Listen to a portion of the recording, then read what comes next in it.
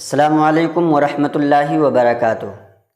دو سوال ہیں جو خاص طور سے عید الاضحیٰ کے مہینے میں پوچھے جاتے ہیں۔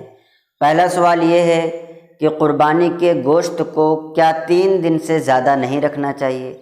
اگر کوئی شخص ایسا ہے جو 3 دن سے زیادہ رکھتا ہے تو اس کا گناہ کیا ہوگا؟ دوسرا سوال یہ بار بار پوچھا جاتا ہے کہ کیا قربانی کا گوشت محرم کے مہینے میں نہیں کھانا چاہیے؟ کیا محرم کے آنے سے پہلے قربانی کا گوشت ختم کر دینا چاہیے یا اس کا کیا مسئلہ ہے؟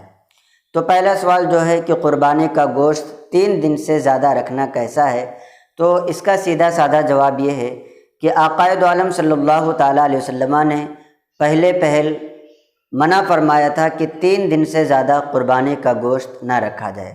اس کی وجہ کیا تھی یہ ایک الگ بات ہے، لیکن اس کے بعد آقا دو عالم صلی اللہ تعالیٰ علیہ وسلم نے حکم عطا فرمایا کہ پہلے میں نے تم کو منع کیا تھا، لیکن اب اگر کوئی قربانی کے گوشت کا ذخیرہ کرنا چاہے، قربانی کے گوشت کو جمع کر کے رکھنا چاہے تاکہ اسے اپنے بعد میں استعمال میں لا سکے تو ایسا کیا جا سکتا ہے۔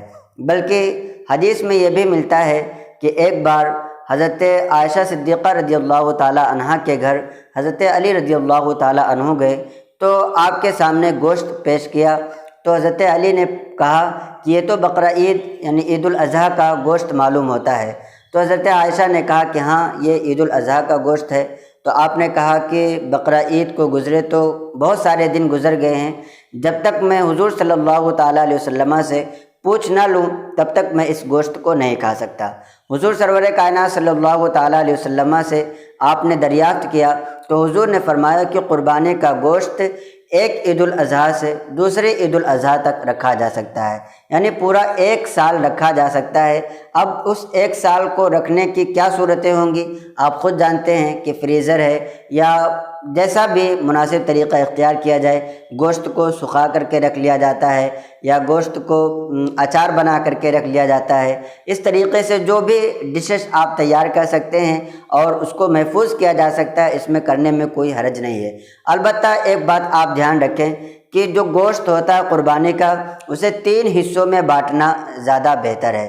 ایک حصہ تو آپ خود اپنے لیے رکھ لیں، دوسرا حصہ اپنے دوست احباب عزیز و اقارب کے لیے رکھ لیں، چاہے انہیں پکا کر کے کھلا دیں، اور تیسرا حصہ جو ہے یہ غریب مسکین اور فقیروں کے لیے ہے۔ اب یہ دونوں حصے جو ہیں، ایک غربا کا اور ایک اپنے دوست و احباب کا، ان دونوں حصوں کو تو آپ صرف کر دیں، اور جو آپ کا حصہ ہے اس کو چاہیں تو آپ 1 دن میں کھا لیں اور چاہیں تو آپ سالوں بھر اس کو رکھ کر کے کھا سکتے ہیں۔ اس میں کوئی حرج نہیں ہے اور کوئی بھی اس میں گناہ نہیں ہے۔